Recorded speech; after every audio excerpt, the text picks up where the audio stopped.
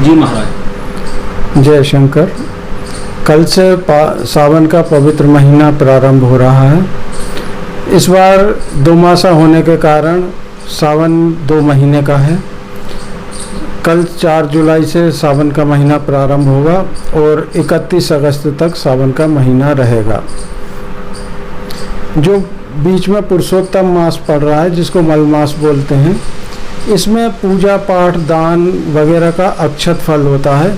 इसलिए इस बार इस सावन महीने का महत्व बहुत ज़्यादा बढ़ गया है और इसमें 8 सोमवार के व्रत होंगे।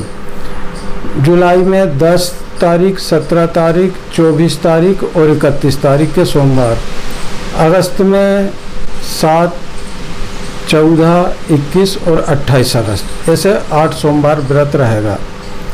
सावन का पूरा महीना शिव जी का होता है, क्योंकि जो समुद्र मंथन हुआ था वो सावन के महीने में ही हुआ था। उसमें अन्य वस्तुओं के अलावा विष भी निकला था। विष लेने को कोई तैयार नहीं हुआ तो शिव जी विष को पी गए और उसको अपने कंठ में रोक लिया। इसीलिए शिव जी को नीलकंठ भी कहते हैं। विष पीने से शिव जी को मूर्छा आने लगी तो सभी देवी देवताओं ने उनके ऊपर दूध, दही, जल वगैरह चढ़ाए।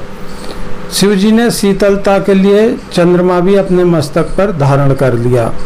तभी से सावन के महीने में शिव जी को जल, दूध, दही वगैरह चढ़ाने का परंपरा प्रारंभ हुई है।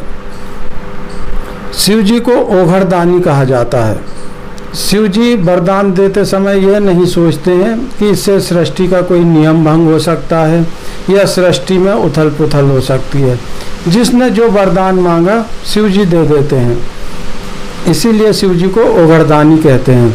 इसलिए आप भी अगर संभव हो तो 4 जुलाई से 31 अगस्त तक पूरे समय प्रतिदिन शिव जी को जल, दूध वगैरह अर्पित करें और उनसे अपनी मनोकामना बोलें। अगर प्रतिदिन ऐसा करना संभव नहीं हो तो सावन के 8 सोमवार आप शिव जी की पूजा करें और अपनी मनोकामना बोलें। आपकी मनोकामना अवश्य पूर्ण होगी। शिव जी बहुत ही भोले हैं। एक बात ध्यान रखना है कि जब हमने अपने लिए कोई मनोकामना बोलनी है तो नमः शिवाय मंत्र का जाप करना है। जब किसी और के लिए प्रार्थना करनी है तब ओम नमः शिवाय का जाप किया जाता है। शिव जी की पूजा में सिला हुआ वस्त्र नहीं पहना जाता। धोती पहन के कंधे पे गमछा डाल के शिव जी की पूजा करें। शिव जी की पूजा में भस्मी अवश्य लगाएं। भले ही थोड़ा सा तिलक माथे पे लगा लें, भस्मी जरूर लगानी चाहिए और रुद्राक्ष पहनना चाहिए। बिना भस्मी लगाए रुद्राक्ष पहने शिव जी की पूजा पूर्ण नहीं होती है। शिव जी को अपने भोग में देरी बर्दाश्त नहीं है, इसलिए जैसे ही आरती हो तुरंत शिव जी को भोग लगाना चाहिए। इसके अलावा मंदिर में ध्यान रखना चाहिए कि किसी दूसरे के दीपक से दीपक नहीं जलाया जाए। और अगर हम किसी पंडित जी से अपना कार्य करवा रहे हैं तो उनको दक्षिणा अवश्य दें। दक्षिणा का हमारे उसमें बड़ा महत्व है। कहते हैं कि जो भी मंदिर या देवज्ञ ज्योतिषी के पास खाली हाथ जाता है वो वहाँ से खाली हाथ ही वापस लौटता है।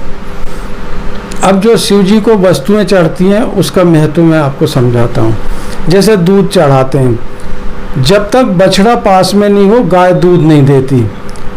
तो दूध मोह का प्रतीक है। दही, इसकी तासीर गर्म होती है दही की, इसलिए दही क्रोध का प्रतीक है। घी समृद्धि के साथ आता है, इसलिए घी अहंकार का प्रतीक है। शहद, मधुमक्खियाँ कण कण संग्रहण करती हैं शहद बनाने के लिए, तो शहद लोभ का प्रतीक है। गंगा जल, भगीरथ अपने पूर्वजों की मुक्ति के लिए गंगा जी को पृथ्वी पर लाए थे, इसलिए गंगा जी मुक्ति का प्रतीक हैं। मतलब हम अपना लोभ, क्रोध, अहंकार, ये मोह सभी चीज़ें शिव जी को अर्पित करके और अपने लिए उनसे मुक्ति मांगते हैं कि हमारा जब भी उद्धार हो तो हम शिवलोक को गमन करें। धन्यवाद।